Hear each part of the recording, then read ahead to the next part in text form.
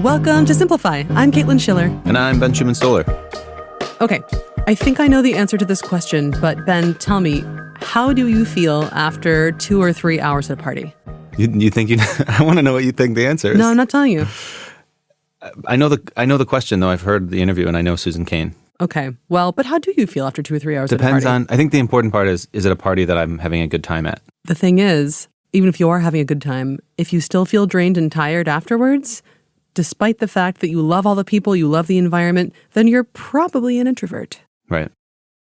So, Ben's already revealed it. Susan Cain. That was awesome. Yeah, sorry. Beautiful. That was great. Today's episode is with Susan Cain. She's a writer and lecturer, and she wrote a book in 2012 that is still phenomenal, still gold. The book is Quiet, The Power of Introverts in a World That Can't Stop Talking. Yeah, I mean, that book was like groundbreaking, right? It really introduced a whole new vocabulary. But everyone at Blinkist loves this book. I think we have a high density of introverts versus extroverts. Yeah, I think that's true. Her book came onto my radar because I work at Blinkist. I have to say, it took me until this year to read it, and I am really, really glad that I did. It's full of great studies and ideas about what it is to be an introvert and what an introvert's superpowers are, much like this interview, actually. Yeah, this is a fantastic interview. It's like I think it's a Simplify classic already. I'll go out there and say it. Instant classic. So what should people listen up for? All right. Well, I think that the whole thing is actually pretty good, if I do say so myself. Susan is fantastic. I also want to be more like Susan Cain. She has this incredible voice and this intelligent, generous way about the way she listens and responds, which I think you'll notice right away. But apart from that, the thing that really shocked me is that introverts and extroverts actually have differently wired nervous systems. On that basic biological level, we're different. It's so cool. Yeah, you're different. But just like so many other things that we'll talk about this season, I think, problems with the brain, emotional problems, it doesn't necessarily mean that you see it or that you can pick it out in a crowd. No, exactly, because they're acting a lot like I am a lot of the time in public settings. But there are good reasons for it. We'll hear about how they do that too and really focus in on introverts at work, what they're amazing at, and how you can take good care of your introvert colleagues. Awesome. I think we should just get into the interview. Really excited for people to hear this one, actually. Yeah, let's do it. Okay, don't forget to stick around for the bookend where we will make a reading list and you can check out more titles about this topic. Yeah. All right. See you in the bookend. Hi, Susan. Thanks so much for joining me today. I'm so excited to talk with you. But before we dive in, could you please introduce yourself the way that you like to be introduced? So my name is Susan Cain. I am the author of a book called Quiet, The Power of Introverts in a World That Can't Stop Talking, and also a companion book for teenagers called Quiet Power. I am working on some forthcoming books on totally different topics. And I also travel the world speaking to companies and to schools about how to harness the talents of the introverted half of their workforce and student body. Very, very cool. When you started out on this journey to research and to spread the good word about what introverts are all about, what is the central misconception that you were trying to bust, or was there one? Yeah, so what I really wanted to do with Quiet was give introverts permission to actually be themselves. And when I use the word permission, I mean it in an external way and an internal way. So the external way is, permission from parents, permission from schools, permission from workplaces to actually allow quieter people to have the freedom to spend their time the way they wish to spend it, with the understanding that that actually benefits everyone.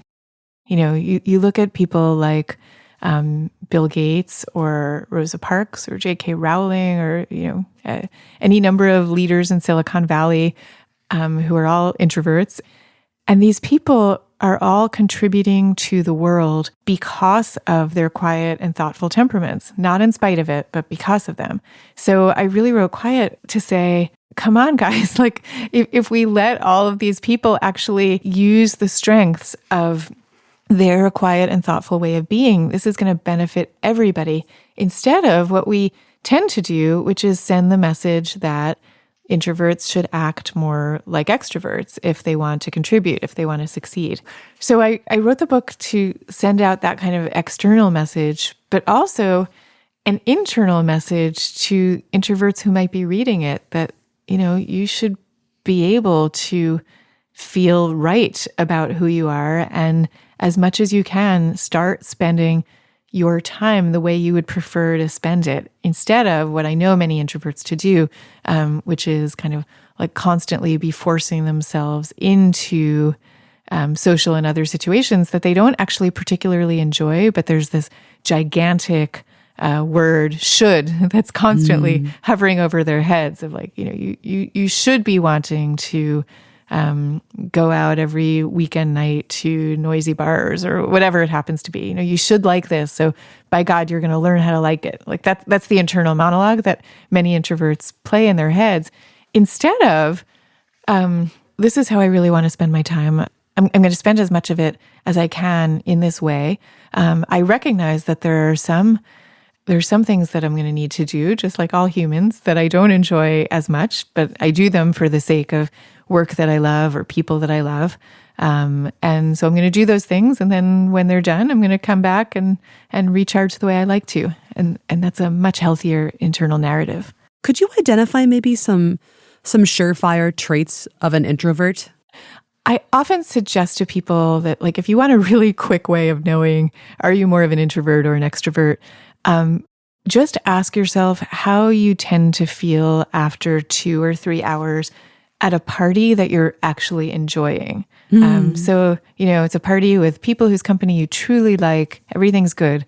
If you're an extrovert, it's as if you've got this internal battery that is being charged by this situation that's kind of highly stimulating.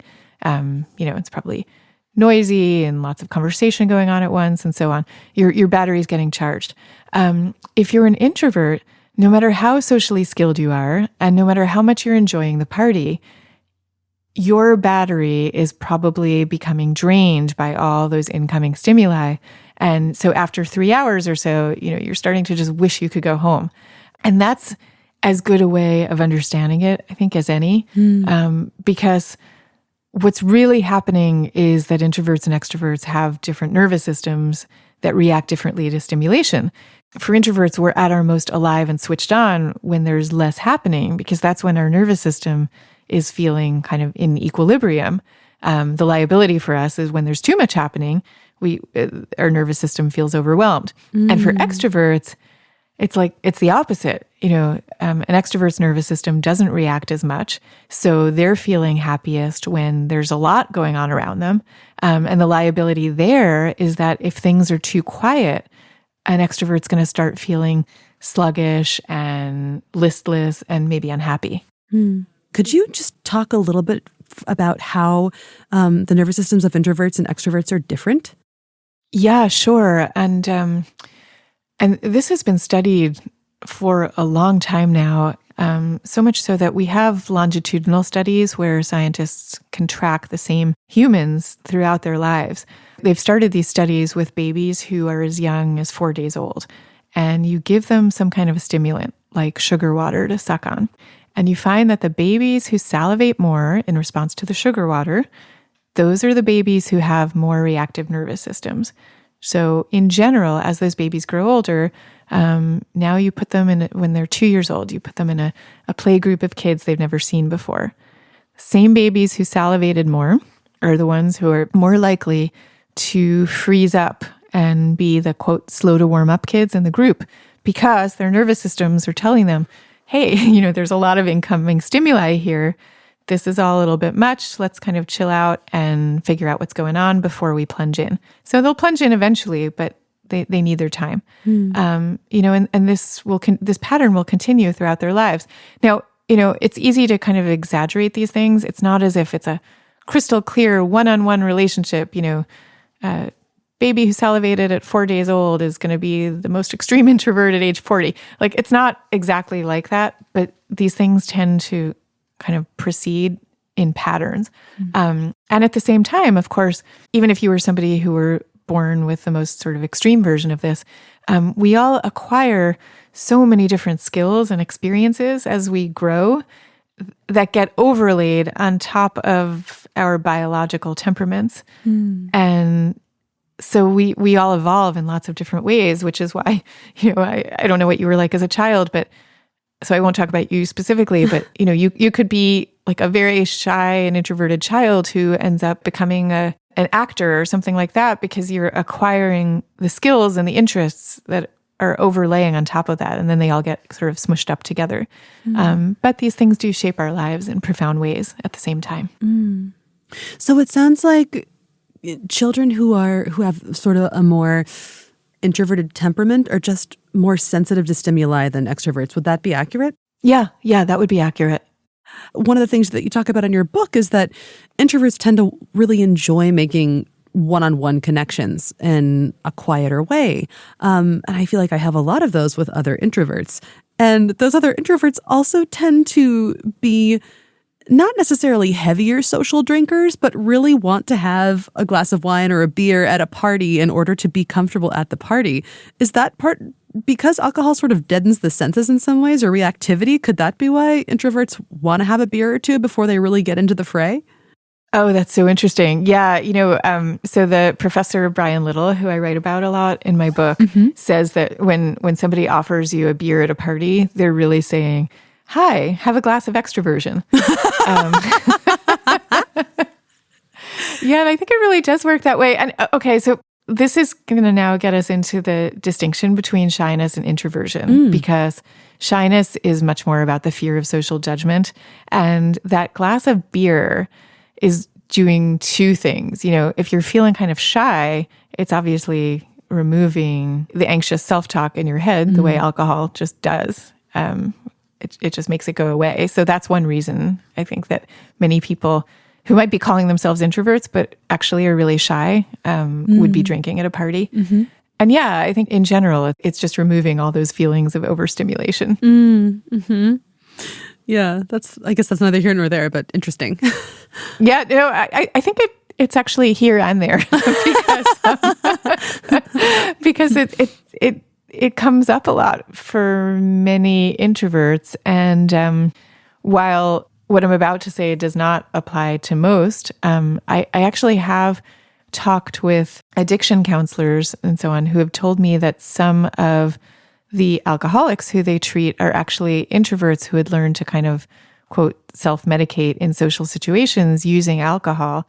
And I think it's kind of like, it's just one less noted symptom of what an extroverted culture we live in, that there are people who feel the need to overuse alcohol in order to adapt to it. So whether you consider yourself more of an introvert or an extrovert, we all need a little quiet time to organize our thoughts and to gear up for the day. And you know what's great for those moments? You guessed it, didn't you? Yep, it is Blinkist. So Blinkist is an app that gives you a sneak peek into a whole world of great nonfiction books.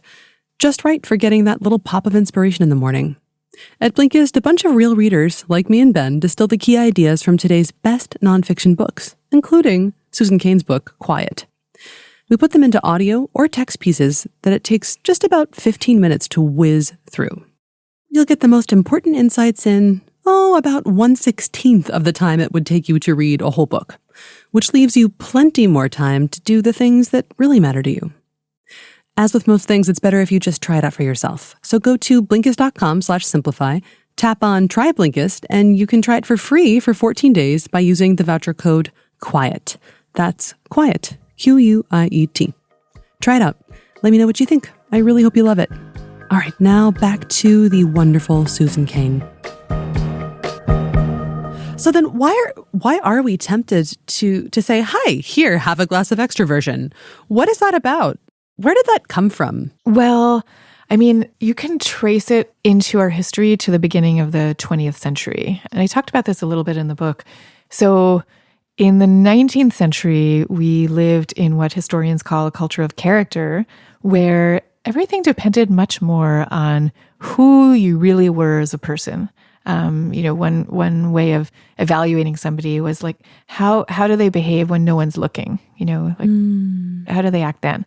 And then with the turn of the 20th century, we suddenly had people moving out of the small towns in which they had lived all their lives with a small group of people who really knew their inner worth. And they're now moving out into the cities. They're living among strangers. Increasingly, their livelihood now depends on being able to make a really good first impression in a job interview. And so now we're in what historians call the culture of personality, where what really matters is how charismatic are you, how likable, how assertive. And at the same time, you now have the rise of movies. And so suddenly you have these larger than life movie stars who are kind of demonstrating for you every weekend what is the kind of social figure that you should be cutting in society. And that's when all of this really sort of started to accelerate into a kind of perfect storm. And we've kind of been living with the heritage of that culture of personality for the last 120 years or so. We've talked about how extroverts are sort of, there's this bias toward extroversion. Are there areas of life in which introverts really have the advantage? Oh, sure. So, I mean, anytime you are doing the kind of work, for one thing, where it requires getting into a state of flow and really focusing, it's not to say extroverts can't do that too. Of course they do. But it's easier for introverts to tolerate or even enjoy the solitude that kind of work often requires. And, a lot of our best work these days is like that. Cal Newport talks about the importance of deep work and how it's becoming an increasingly scarce commodity because we're living in this world now where no one really ever pays attention, right? Because of our cell phones. And so we're increasingly losing the ability to actually sit down and focus on something for a sustained period of time. But if you are somebody who just by nature wants to be in a place where you're kind of shutting out too many incoming stimuli, it's so much easier to get into that zone. So that's one gigantic area. Another one is leadership, paradoxically. I know this always surprises people, but there have actually been a number of studies finding that introverted leaders deliver as good and sometimes better outcomes than extroverted leaders do. And they're usually getting there in a really different way. They do their best when they've got employees who are more proactive to start with, but they're really good at letting those proactive employees run with their ideas and encouraging people to do that. They're great at doing the deep listening that good leadership requires to really figure out what's going on. They tend to be really prudent decision makers. So introverts, by their nature, deliberate more before making decisions. So once they make the decision, they've made it, but they don't tend to be as impulsive about, let's go in this direction or that direction. And it's funny, even as I hear myself telling you all of this, I think that all of it sounds less glamorous than the charismatic mode of leadership that we tend to lionize on magazine covers. But although we're a society that I think pays too much respect pretty much to glamour, there's a lot of value that comes outside that more glamorous narrative. And there was one study that looked at the performance of CEOs and found that the introverted CEOs were much more likely than, or not much more likely, I think they were somewhat more likely than the extroverted CEOs to be thought well of by their boards of directors, for example, and to be delivering really good results. So, we don't always see this, and the extroverted CEOs tend to get paid more, but the introverted leaders are really doing a great job. So this comes in so many different ways. I will also say, I get called into a lot of companies where they have big creative workforces, whether it's graphic designers or filmmakers or whatever. And those creative teams tend to be overwhelmingly staffed by introverts. And they're often working in companies where the corporate culture is very extroverted, and yet the kind of creative lifeblood of what that company is producing is produced by introverts who are often feeling undervalued for who they actually are. So I actually see that as a huge opportunity because, these companies, just by making a few easy tweaks and adjusting their DNA of how they think about their people, can, I believe, unlock a huge amount of contribution that they're not there yet with. Wow. Do you mind sharing what some of those tweaks might be? Yeah, sure. I mean, so one of them has to do with, maybe this isn't such a tweak, but office space. We have moved in recent years increasingly to these kind of radically open offices that many people in general, and introverts in particular, are uncomfortable with. And there's now like a huge mountain of studies showing that people are actually less productive in these spaces because they can't focus, they can't get their work done, and they're feeling kind of emotionally in a state of overwhelm, which is not really good for anybody. So that's one way of looking at it. Another thing is just sort of team by team to have people sit down with their teams and have everybody identify who they are and figure out what are the ways in which we could work together better, knowing each other's temperaments. Like if you know that one person on the team really does their best work when they can have a few hours at a time uninterrupted where there aren't going to be meetings and they can get into a state of flow. And another person who's more extroverted maybe really needs to check in regularly with their colleagues to know what everybody's doing and to get feedback on the project that they're working on. Okay, if you've just created an honest environment where each of those two people can talk about those needs, it's actually not that hard to negotiate some team protocols that would accommodate both of those people. On the one hand, maybe you say, okay, we're not going to set up meetings on Tuesday and Thursday mornings. Those are going to be free spaces where everybody knows they can put their head down. And maybe for the more extroverted person, we're going to set up regular check-in times where everybody gets to offer feedback to each other or whatever. I'm just making those examples up, but although I'm making them up based on on situations I hear about a lot. But the point is that like if you create an environment where people can talk about this stuff in a way where it's no big deal and even get to the point where you're teasing each other affectionately about your differences, that's when you can really negotiate the small tweaks that will make a huge difference. It doesn't sound that radical or crazy. I know. It does require a lot of sensitivity and willingness to be flexible, though, which I think that gets really lost in bigger businesses because everybody's just so busy trying to execute on tasks and make money that taking time to have a conversation about individual working styles and how everybody's needs can be met really gets shoved under the rug. It does, except, this is about making money. Like, I mean, there's human reasons to do it, but even if you didn't care a whit about the human reasons, if you care about making money, you would want to be doing this. For sure. Yeah, and I must say, I really do see companies more and more really grasping this. I mean, I go in and I talk to so many companies about this stuff, and they get it, they get it. Like if you've got half of your workforce that's one way and half of your workforce that's the other way, why would you not want to make the small changes that will make everyone more productive? And another thing that I've done with companies that I've found really impactful, often after I give a talk, I will invite onto the stage with me one of the leaders of the company, whether it's the CEO or some other well-respected person who identifies as an introvert. And I will sit down and do a kind of fireside chat interview with that person up on stage. And very often, the people, the company people in the audience are hearing for the first time that their boss is an introvert. Like often they have no idea because it's one of those people who's been passing. And that revelation alone is incredibly powerful.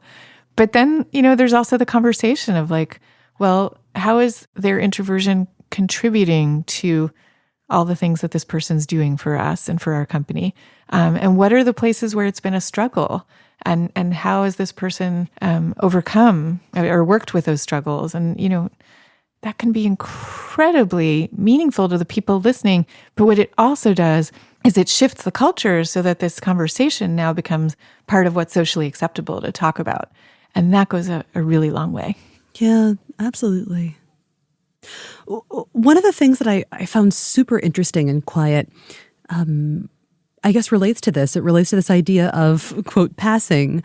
And it's the idea of free trait theory and finding your core personal projects. Can you talk a little bit about what free trait theory is and why it's really important for introverts? Yeah, sure. Okay, so first I have to talk to you about Brian Little.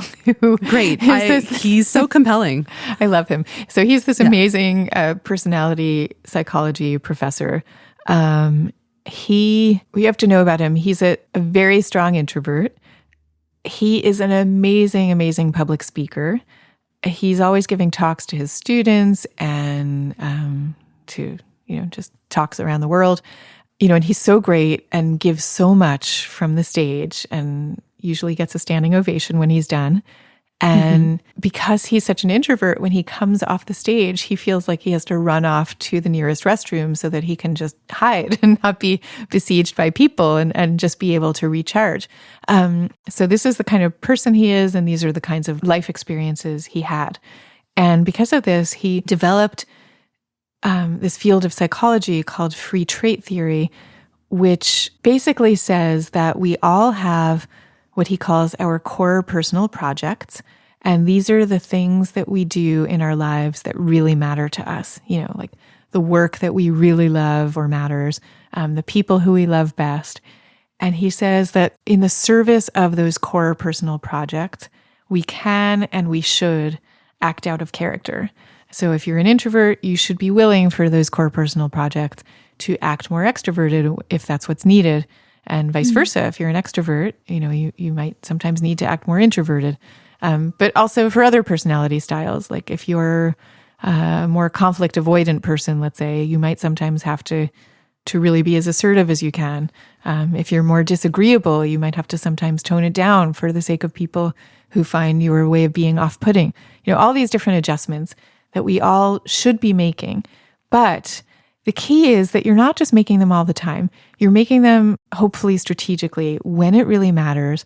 And then after you're done and after you've spent a day stretching and it's been uncomfortable for you, you should be seeking what he calls a restorative niche, which is the place where you go to recharge your energy and be who you really are. So in his case, he would run off to the restroom for his restorative niche after his standing ovation was done. I guess restorative properties vary depending on restroom. Yes, that's true. That's true. So yeah, I think that this is a hugely empowering way of looking at things because it's telling us that it doesn't really matter who you are, what your various personality types are like, but you can stretch beyond them when you need to. And you don't need to do it all the time. So those two things. And then he also talks about the need for free trait agreements, which is kind of like what I was talking about of what teams can do with each other. If everybody sits down and acknowledges all the different places where their team members have to stretch uncomfortably beyond their natural way of being, that's where you can kind of work out an agreement that says, okay, I know that you're stretching for me, so here's what I'm going to do to give you the restorative niches you need, and vice versa. If there were one central idea that you'd like to leave people with about this idea of introversion and how introverts can better survive in the world or thrive in the world, what would that be?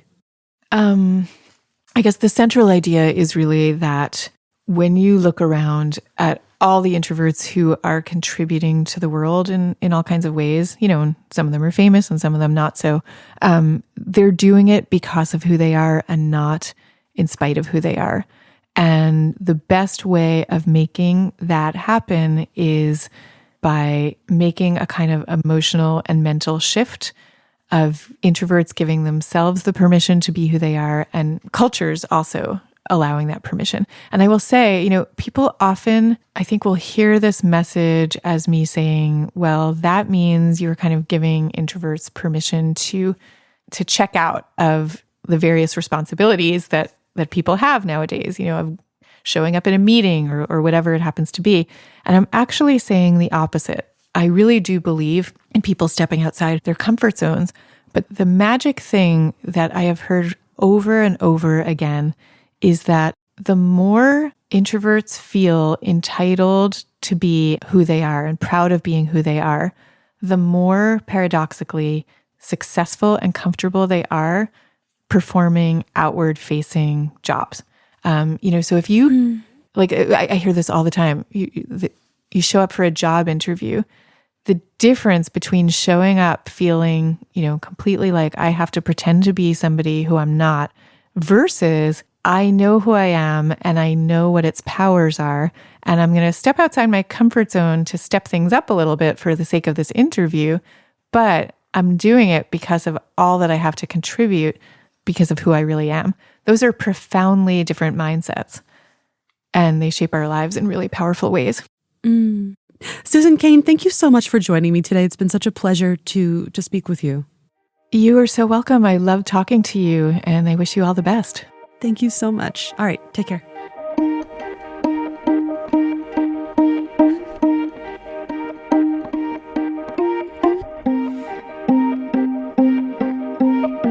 Welcome to the bookend, where we end with books. Ta-da! All right, here we are. So what do you think? Susan Cain, pretty amazing. I liked it a lot. I never told you what I would do after 2 or 3 hours. You didn't? In a party. That's right. What I wanted to say was the fact that she added a party that you like being at makes a difference. And I think that I would feel energized. I think I do show an extroverted preference. And my Myers-Briggs test actually confirmed that. Yeah? What have you been? Tell the people. Turns out I'm a lot more extroverted than I would have thought. Uh-huh. According to a test. Lay those 4 letters on us. No, I'm not going to. We don't have to talk about the whole thing. But I think I think as a little bit of background, the extroversion and introversion preferences are important, because I think some people think I'm quiet, therefore I'm introverted. And actually, these terms kind of entered our culture from Jung, from Carl Gustav Jung, as a preference. Like, how do you prefer to deal with people and things? It's not necessarily how do you act all the time. Yeah. And so it's a scale. Like, do you prefer to be with people to recharge? Do you prefer to be at home? And I think that that's a pretty important context to put this in. It's not black and white. Absolutely. Especially because, you always ask me, what is the thing that I really remember, what really stuck out to me? And for me, the thing that was probably the most fascinating was this idea of the free trade agreement, which states basically just that you can be an introvert, but you can also be an incredible public speaker and up there on the circuit all the time, talking about your work, helping people, educating, because you've decided that doing that work is your core personal project. So you're exercising the freedom to act more like an extrovert in the service of work that matters to you, which explains a lot why, some people who are incredibly charismatic, some celebrities, actors, actually, really seem like they are crazy, extroverted, out there people, but really they are acting in the service of their core personal project, and they need some time to recharge after, probably. Yeah. Should we go into the books? Yeah, let's do it. So you know how Susan Cain talks about this shift from the culture of character to the culture of personality? Yeah. This transition, well, you can trace the culture of personality, this extrovert ideal, back to the beginning of the 20th century when people started to move away from their communities and into big cities. So they're moving away from the people who had known them all of their lives, who knew their inner worth, really, and their whole history. And for the first time, they're living among strangers for the first time. And their success and even their survival hinges on making a good first impression. So then what begins to matter even more is how charismatic a person is, how likable and how assertive they are. And you know who I think of when I think of that phenomenon? The guy from Mad Men? I wish that all of you could see the blank look that Ben just treated me to. Dale Carnegie, the guy who wrote the original self-help book, How to Win Friends and Influence People. He wrote it in 1936. It traces back to exactly what Susan Cain was talking about. It's still got some pretty good, solid tips and tricks in there. People often refer to it as the only self-help book you'll ever need. So check it out if you haven't yet. Yeah, it's worth looking through. It's worth a look. Or check out the blinks. You have another book? I do have one more. It is called The Personality Brokers by Merv Emra. I hope that's right. I think it's Merv. So this one is a pretty deep dive into the shocking history of the Myers-Briggs type indicator, which you just talked about. Yeah. And shocking. It is pretty Really? shocking. Yeah, get this. So it was just sort of whipped up a century ago by two fiction writers, a mother and her daughter. There isn't any real scientific basis for it, though both mom and her daughter were amateur psychoanalysts, and it was really just designed to bring Jungian psychology to the masses. it took on a life of its own. And now it's everywhere from boardroom to schoolroom. So yeah, it's super interesting. I haven't read it yet. I would really like to. It's on my list. Interesting. Yeah. Which isn't to say that it's, Myers-Briggs is always complete crap, but its beginnings are kind of interesting and a little sordid. No, it's interesting to me because I just literally 2 days ago got my MBTI results for the first time. And I was at a workshop and the facilitator told us a little bit about the history and agreed. I mean, there's hundreds of personality tests out there, right? And if anyone wants to try one, do the 16, what's it called? 16 personalities. That one's based on the Myers-Briggs and it's free online. But it brings me into the book that I wanted to recommend. Okay. So mine is called The Introverted Leader by Jennifer Kahnweiler. Uh-huh. You know this book? Nope. I think it was published a little bit before, a few years before Susan Cain's book. But the subtitle is Building on Your Quiet Strength, which I think is interesting. This word quiet shows up in both Cain's and Kahnweiler's books. Mm-hmm. So there's an example. So the book is about introverted leaders, why leaders don't have to be these brash, bold, loud people. In fact, why those are sometimes least effective, as Cain talks about in the interview. Mm-hmm.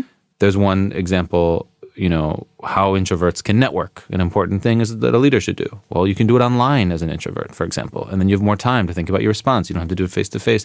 She just says there's nothing about introversion that should prevent someone from being a leader, right? Mm-hmm. Were you going to say something? No, I just made a face because I hate networking. Oh, yeah. No, that's fair. But maybe there's a way to do it that you would find okay. Yeah, AOL Instant Messenger. Right. In 1999, for example. Uh-huh. All right. So that wraps it up. Great episode today. Yeah, thanks. You too, Ben. Nice work. High five. High five. All right. So Simplify was produced by me, Caitlin Schiller, Ben Schumann-Stoller, and Florian Tippe. Yeah, if you enjoyed this episode of Simplify, please do consider rating it. Leave us a little review on Apple Podcasts. It helps other people find us, and it makes our day. Right. And if you don't know, Caitlin and I work at Blinkist, where this is being recorded. Blinkist is an app, but you can also find us on the web or in the Android store or in the iOS store. Mm-hmm. We basically take the key insights from the world's best nonfiction books and distill them into these little capsules that you can read or listen to in 15, 20 minutes-ish. Mm-hmm. So I highly recommend checking it out, especially if you like this interview. You can go find Susan Cain's books. Definitely Quiet is on there, and all the books that we discussed is also on there. Right. There's a link up at the top of the Simplify homepage. It says Try Blinkist. So that's what you want to do. Click on Try Blinkist or tap on Try Blinkist and type in the code introvert, and then you got 14 days of free Blinkist. Rock. Pretty good. All right. And if you want to tell us about what you thought about this interview or recommend a book or anything else, we are on Twitter. I am at Caitlin Schiller and Ben is at Bisto. And you can email all of us at podcast@blinkist.com. Cool. So we'll be back with more Simplify soon, next week. Sounds great. Until then, checking out. Checking out.